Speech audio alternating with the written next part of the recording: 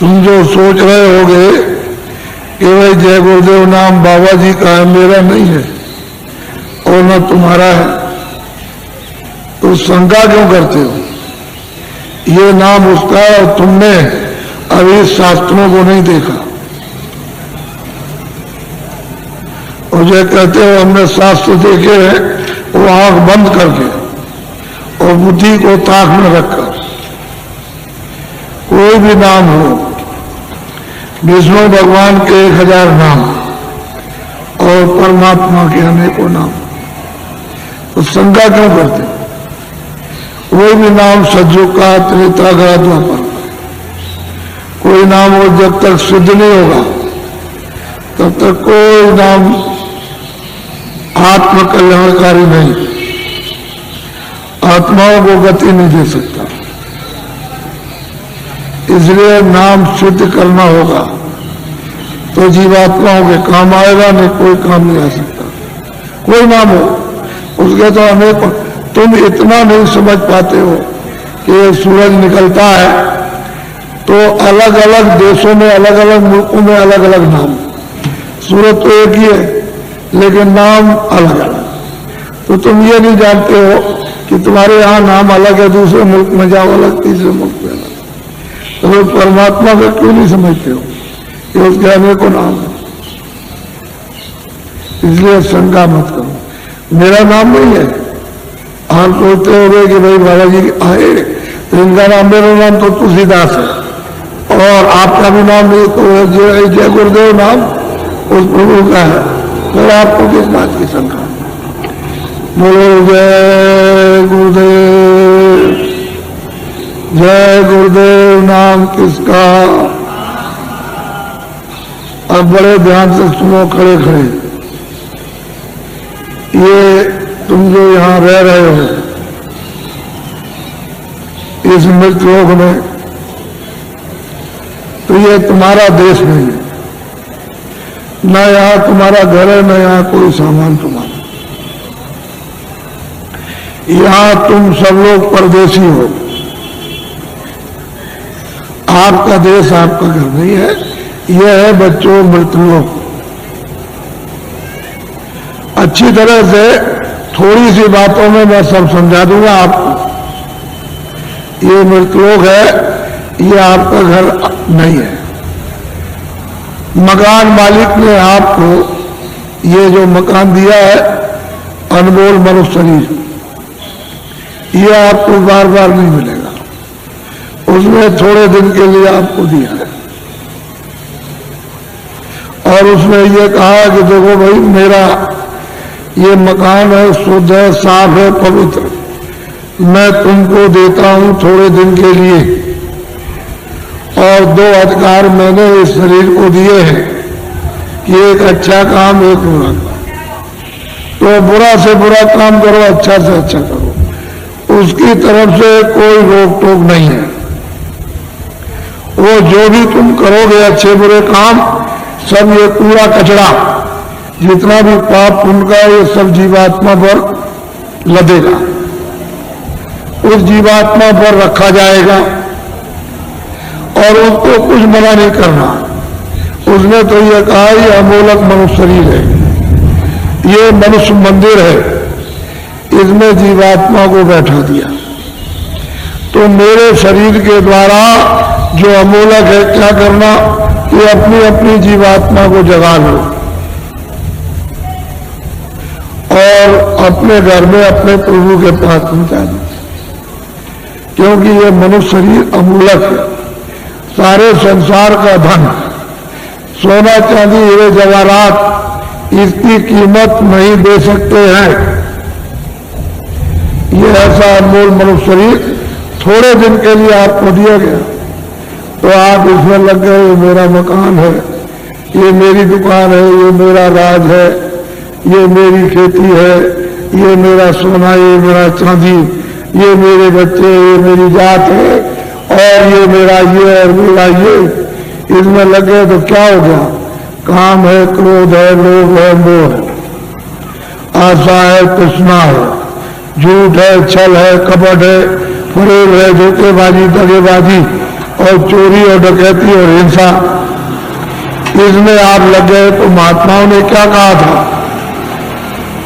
कि देखो ये बुरा काम है और ये अच्छा है। इस बुरे काम से तुमको सबको, स्त्री पुरुषों को, बच्चों को दुख मिलेगा, तकलीफ मिलेगी, रोग मिलेगा, कोड़ मिलेगा, अंधे हो जाओगे, बहरे हो जाओगे, गरीब हो जाओगे, सताए जाओगे और मारे जाओगे। ये सब ये है अच्छा काम, इससे सुख मिलेगा। ये दो बातें महात्मा गांव-गांव में घूम करके आपको समझाते थे और आप लोग उस बात का ध्यान रखते थे कि भाई बुरे काम से तकलीफ होगी, अच्छा काम करेंगे तो सुख मिलेगा।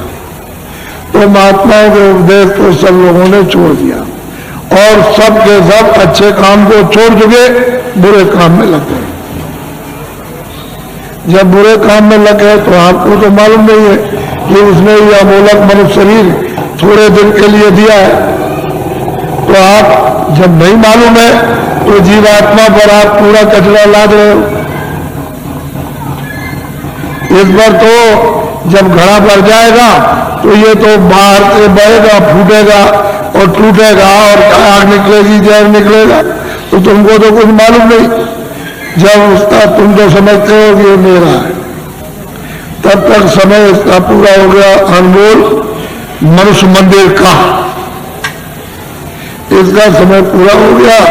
उसने अपने सिपाही बुलाए, किसने? मकान मालिक। ये देखो ये लल्लू सिंह है, ये रामनाथ है, ये श्यामवती है और ये लीलावती और ये मतलब जहांगीर है। इनका वक्त और समय हो गया, जाओ फौरन मकान खाली करा लो। तो कागज कहते हैं वारंट, वो फौरन लेकर के दौड़ पड़ेंगे और वहीं से आवाज देंगे। तुम इस वक्त में अमेरिका में तो जोर से यही से देंगे कि लल्लू सिंह तुम्हारा वक्त पूरा हो गया और आप तैयार हो जाओ मकान का। तो यहां से फौरन यानी छड़ भी नहीं लगेंगे, वहां आवाज पहुंचेगी और जोर से धक्का मारेगी तो लल्लू सिंह उलट जाएंगे, वही गिर जाएंगे, आंखें अंधी हो जाएगी, कान बहरे हो जाएंगे, बुद्धि पागल हो जाएगी, जबान बंद हो जाएगी, बस उसी जगह फौरन। और वो सिपाही यहां से एक क्षण भी नहीं लगेगा, अमेरिका पहुंच जाएंगे और कहेंगे देखो ये मालिक का हुक्म होगा, मकान खाली। तो मन को, बुद्धि को, चित्त को, प्राणों को और जीवात्मा को, रूह को इस अमोलक मनुष्य मंदिर से, जिस्मानी मस्जिद से निकाल बाहर। अब ये आपका शरीर ये पड़ा, ये मिट्टी है, ये मकान और ये जमीन और ये राज, ये पाट, घर का सामान, दुकान का सामान, दफ्तर का सामान, ये हिंदी, अंग्रेजी, उर्दू, ये आपकी ये पड़ी, ये पड़ा, सब सामान ये पड़ा। अब ये बताओ ये इनमें से कोई सामान तुम्हारे साथ जाएगा? भूल जाएगा। तो तू कैसे कहता है कि मेरा है? ये कैसे कहते हो कि मेरा है? ये राज मेरा है, ये दुकान मेरी है, दफ्तर मेरा है, ये खेती मेरी है, ये मेरा है, ये कैसे? ये तो तेरा ये भी नहीं तो किराए का मकान है, ये नहीं समझा खाली हो गया, ये पड़ा। अगर किराए पर न दिया होता तो वो चेतन जीवात्मा जो परमात्मा की अंश है वो कैसे निकाल दी जाती? किराए पर तो मिला और उसका वक्त निर्धारित समय कि इतने समय के अंदर रहो और इसके बाद अपना काम करो, मत करो तो निकलो। तो तुमने क्या, तुमको लाभ क्या हुआ? तुम अचानक में निकाल दिए गए अनमोल मनुष्य मंदिर, ये बार बार मिलेगा? अरे तुम खड़े हो, ये बार बार मिलेगा? कितने युगों के बाद, कितने सतयुग, कितने त्रेता, कितने द्वापर, कितने कलयुग खत्म हो गए और उसका जो पुण्य है वो एक एक बूंद तुम्हारा जमा हुआ मनुष्य शरीर प्राप्त करने का। और कितने युगों के बाद आपको ये मनुष्य शरीर मिला और आपको कहते हैं ऐसे मिल जाएगा? ये कोई तमाशा है? तुम्हारे घर का ये कोई खेल है? कैसे मिल जाएगा? ये अमूलक चीज है, कोई हीरे जवाहरात किसकी कीमत नहीं। लेकिन थोड़े दिन के लिए मिला। इसने जीवात्मा को ये अवसर दिया कि देखो शुद्ध पवित्र मकान है, तुम इसमें अपनी जीवात्मा को जगा लेना और घर में अपने पहुंचा दो पिता के पास, प्रभु के पास, उस मालिक के पास, उस स्वामी के पास जो वो सर्वेश्वर है, इन जीवात्माओं का जो मालिक है, जो प्रभु है, उसके पास पहुंचा दो और मकान मेरा मुझे दे दो, शुद्ध सच और साफ देना। तो आपने कुछ शुद्ध साफ रखा, आंख गंदी, कान गंदे, जबान गंदी, मन गंदा, बुद्धि गंदी, चित्त गंदा, जीवात्मा गंदी, हाथ गंदे, पैर गंदे, इतने तुमने कैसे कैसे कर्म किए, वो गंदगी को तुमने लाद लिया। ये पहाड़ों की तरह से गंदगी जमा हो गई, तो बताओ इस जीवात्मा का उबार कौन करेगा? मैं वहां वो बात सुनाने नहीं आया जिसको तुम समझ रहे होगे। ये खेती करो, दुकान करो ठीक से, और दफ्तर का काम ठीक से करो।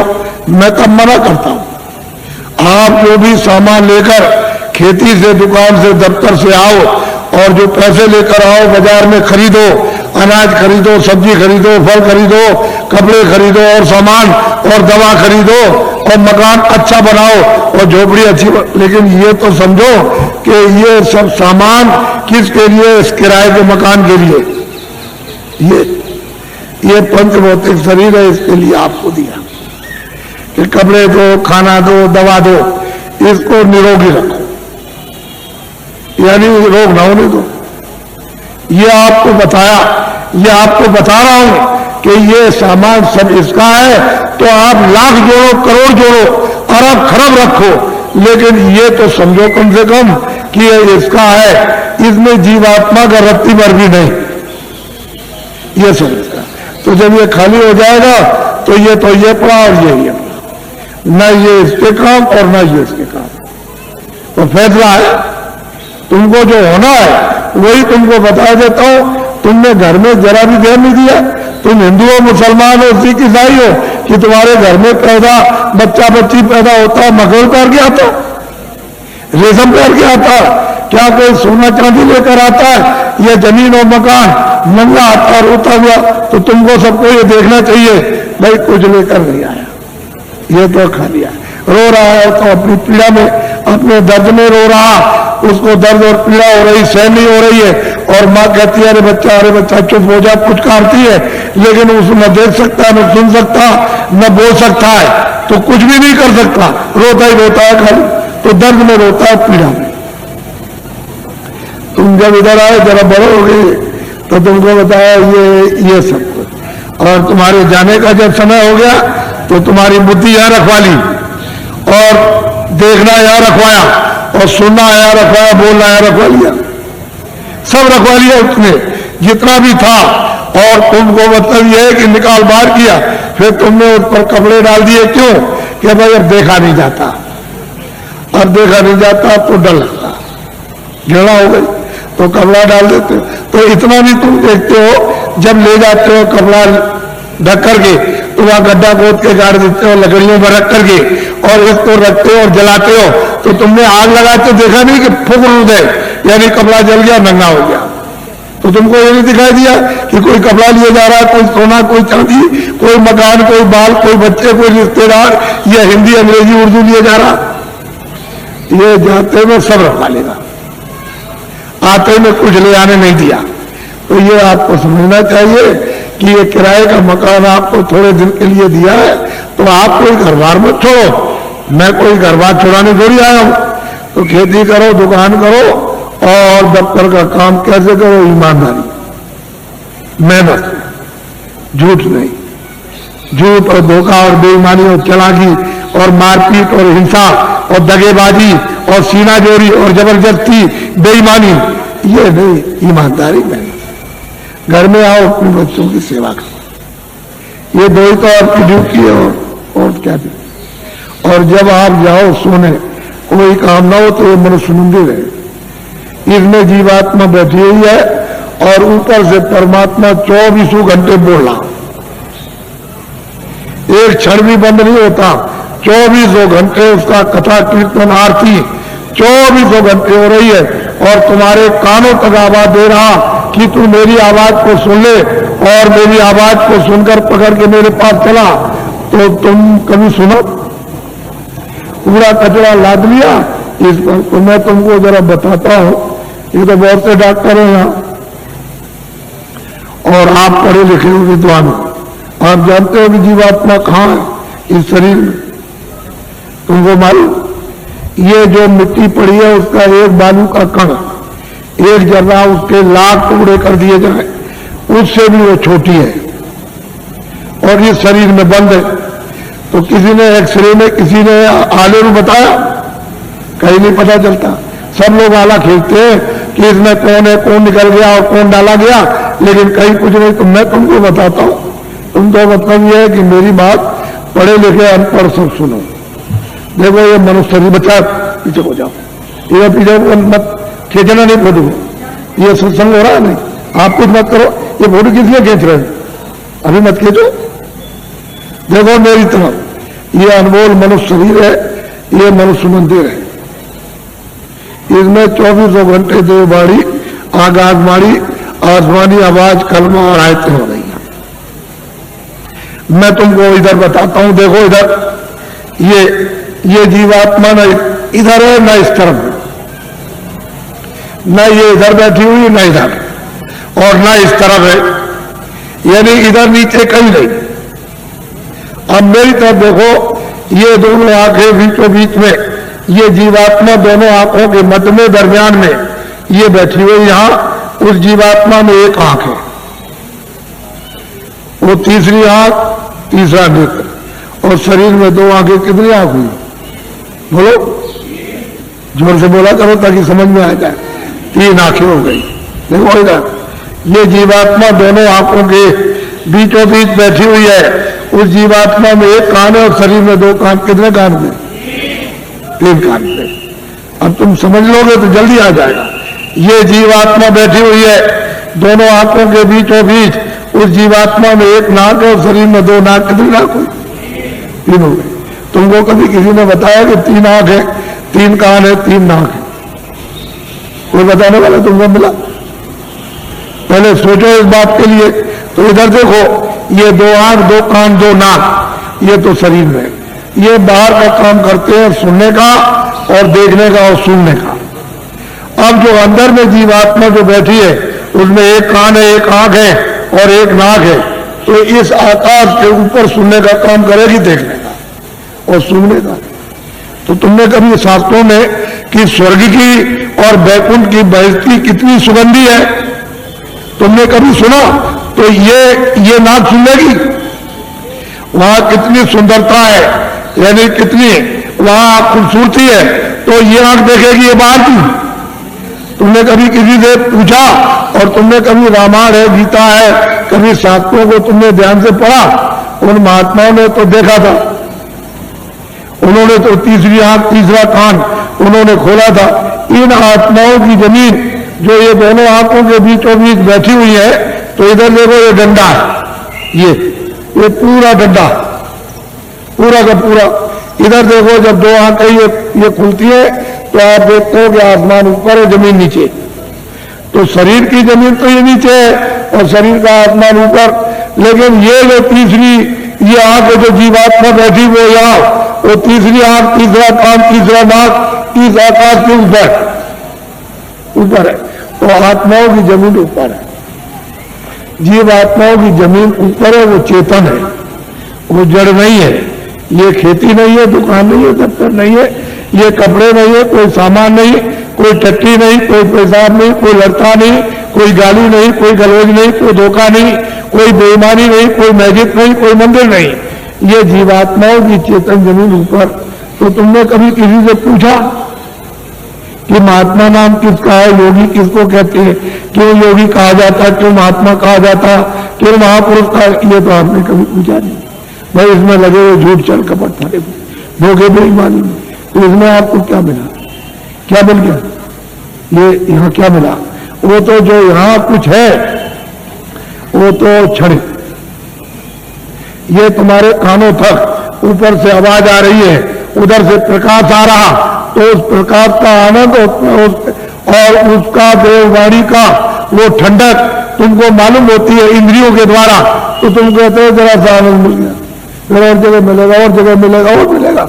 वो देखने में मिल जाएगा, पीने में मिलेगा, कपड़े में मिलेगा, मकान में मिल जाएगा, खाने में मिल जाएगा, स्त्री में मिलेगा, बच्चे में मिलेगा, चलो राजपाट में मिल जाएगा, सारी दुनिया पर राज करना, लेकिन वहां गए कुछ नहीं है।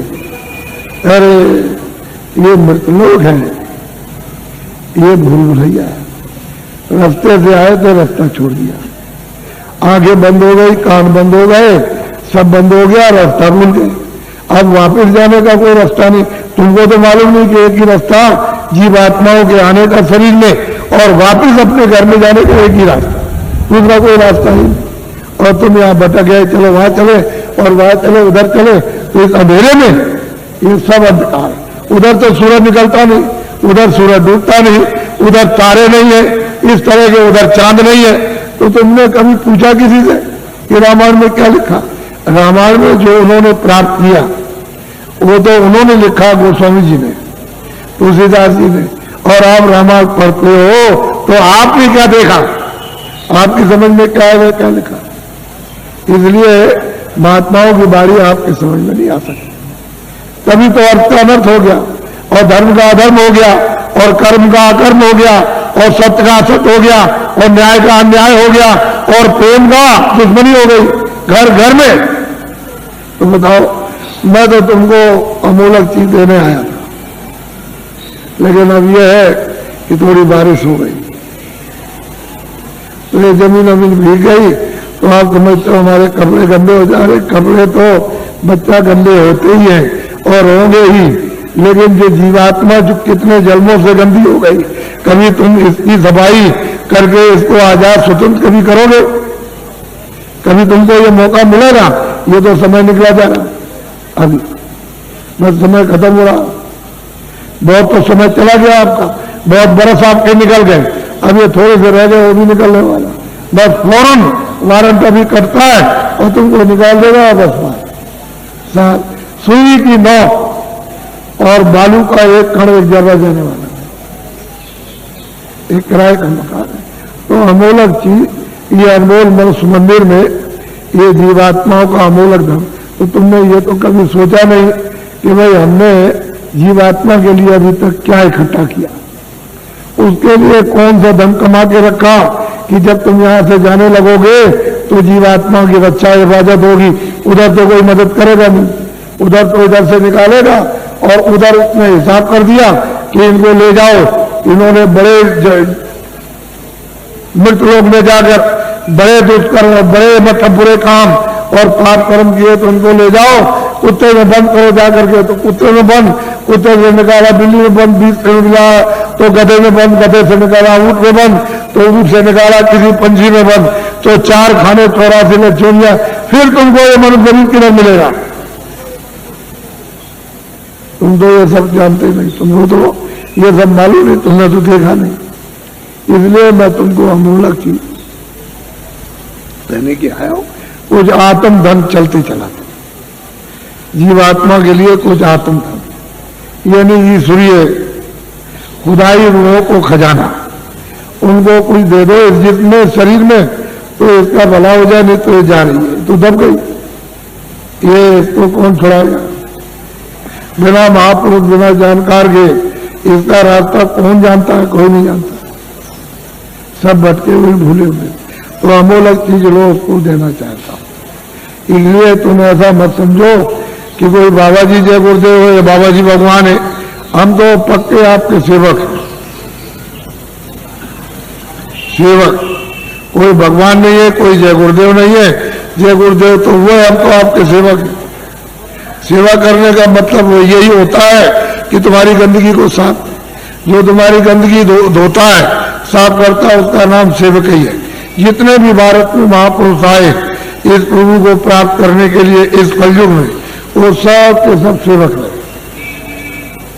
वो कभी महात्मा नहीं बने, न कभी महात्मा बनेंगे, न बने, न उन्होंने कभी इच्छा और न उन्होंने कभी स्वप्ने, मतलब ये कभी सोचा। वो तो सेवक, तो तुम लोग उनको पहचान भी नहीं पाते। और उनके पास में अमोलक धन होता, अमोलक खजाना, और तुम ले नहीं पाते। इसी जमीन में वो भी आते हैं, इसी जमीन में तुम हो, तुम इसमें लगे पड़े हुए हो, और वो यहाँ से निकल के चले गए। तुमको कहते हैं भाई जल्दी कुछ अपना काम करो, नहीं तो ये पराया काम, ये बोझा ढोते हैं, ये तो छूटने वाला है, तो ये शरीर चला जाएगा, ये तो मकान तुम्हारा नहीं है, ये सामान पड़ा रह जाएगा। तो अमोलक चीज है, अमोलक धन है, तुम्हारे साथ खजाना रखा अथा।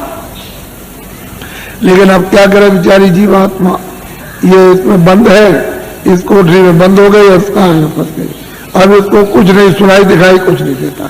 तो कोई महात्मा मिले तभी तो उनकी कृपा दया दृष्टि हो, और वो कुछ मतलब ये शुद्धि सफाई करे तो कुछ रास्ता दे दे तो अच्छा रहेगा, नहीं काम होता। तो अमोलक चीज लिए जल्दी में अच्छा रहेगा। हम ज्यादा और कुछ नहीं बोलेंगे, लेकिन इतना जरूर कहेंगे, ये बड़ा भारी परिवर्तन होगा तुम्हारे घर में, तुम्हारे व्यापार में, तुम्हारे धर्म में, तुम्हारी जाति में, तुम्हारे मतलब खेती में, तुम्हारे मतलब दफ्तर दुकान में, और तुम्हारे राज में। इतना भारी परिवर्तन होगा जो तुमको ख्वाब और सुन के भी पता नहीं है। ऐसा मालूम होता है कि बड़े भारी कष्ट होने वाले, तकलीफ, तुमको तो अभी पता नहीं है। अभी तक इतनी तकलीफ 47 सालों में नहीं आई, इतना दुख नहीं आया, इतनी परेशानी नहीं आई, इतना कोलाहल नहीं हुआ, इतना त्रायमाम नहीं मचा वो आगे आने वाला। तो तुमने कोई बचाव के लिए सोचा, कोई बचाव की कोई औषधि, कोई चीज आपके लिए कि जिससे की तकलीफों से बचाओ, तो उसके लिए तो कुछ नहीं। लेकिन मैं तुमको इशारा किए देता हूं ताकि तुम दुकानदार हो, पढ़े लिखे हो, ताकि तुम भी ये समझ जाओ। देखो मेरी विनती प्रार्थना है कि आप कोई भी आंदोलन हड़ताल तोड़ दो, दुकान को बंद करना, दुकान को जलाना, कारखाने को बंद करना, कारखाने को जलाना, दफ्तर को बंद करना, दफ्तर को जलाना, फिर बस को तोड़ना, रेल को तोड़ना, सड़क तोड़ना, ये सब अमानवीय काम आप लोग अपने अपने सब लोग बंद कर दो। ये तुम्हारा काम नहीं है। सही सच्ची बात तो ये है, ये बुद्धि का पागलपन है। इसको तो आप बंद कर दिए, क्यों बंद कर दीजिए? यही जब तुमको राज मिला था और खजाना तुमको मिल गया, फौज फाटा, कागज पत्थर और दफ्तर मिल गए, प्रजा मिल गई, तो इसको सबको उपदेश करना चाहिए था कि ये सब सामान तुम्हारा है, दफ्तर तुम्हारा, खेती तुम्हारी, दुकान तुम्हारी, कारखाना तुम्हारा, बस तुम्हारी, और तुम्हारा मतलब है रेल तुम्हारी, सड़कें तुम्हारी, और तुम्हारे काम आएंगे, सब तुम्हारा है। और ठीक भी बात है। अभी मैं रास्ते में आ रहा था तो रास्ता जान, तो सड़क तो आप भाई आपकी है, आप आ रहे हो, आपके काम आएगी। तो मतलब इसका मतलब ये नहीं है कि आप नहीं गए उस सड़क पर तो आपके काम आएगी, आप 2 दिन बाद जाओगे तो सड़क जाम हो जाएगी। तो आपको तो जाना चाहिए, सब चीजें मेरी है। अब इनको आपने जला दिया, जलवा दिया, जला दिया, तोड़ दिया, फोड़ दिया, दुकान को, दफ्तर को, कारखाने को, इसको उसको, तो ये जो आमदनी का नुकसान हुआ ये किसका हुआ? हे बच्चों, तुमने अपनी आमदनी उसको जला करके खाक कर दी, अब रो रहे हो। तो ये लोग राज कर रहे प्रांतों में और वहां सेंटर में, तो देखा इनको कि भाई अब पैसा नहीं रह गया, अब क्या किया जाए? तो ये बाहर भगे, बाहर से ले आए कर्जा मांग करके, हमारा देश गरीब है तो हमको कर्जा दे दो। सब देशों से मांगा है और सबसे ले आए, कितना ले आए इसको वो जाने, आप तो जान नहीं सकते हो, लेकिन इतना कर्जा ले आए कि दे नहीं सकते, और उस कर्जे का इतना ब्याज होगा नहीं दे सकते हो। अब कौन लगाया कौन नहीं लगाया तो आप जानो, लेकिन मैं तो इतना ही कह सकता हूं। पर ये आपको बताना चाहता हूं कि वो भी जो कर्जा लाए तो खत्म, पता नहीं कहां चला गया। अब ये लोग भगे कि देश कैसे चलेगा, तो वहां सरकारों से मिले हर मुल्क में कि देखो भाई हमारा देश बहुत गरीब है, और मतलब यह है कि अपने देश के बड़े बड़े उद्योगपति से साहूकार पैसे वाले हमारे देश में भेजो, हम सुविधा सब प्रकार की देंगे और वो पूंजी का यानी रुपए पैसे का फैलाव कर दे विस्तार। तो लोग वहां से चल पड़े। तो मैं 4 साल से बोल रहा हूं लगातार कि देखो भाई, उनके आने का यहां मुहूर्त नहीं है। विदेशी उद्योगपतियों का भारत में रुपया पैसा फैलाने का, पूंजी निवेश का यानी मुहूर्त नहीं है, योग नहीं। और ये भी साथ साथ कहता हूं कि तुम लोग भी विदेश में पूंजी का विस्तार जाके मत करना, क्योंकि तुम्हारा विदेश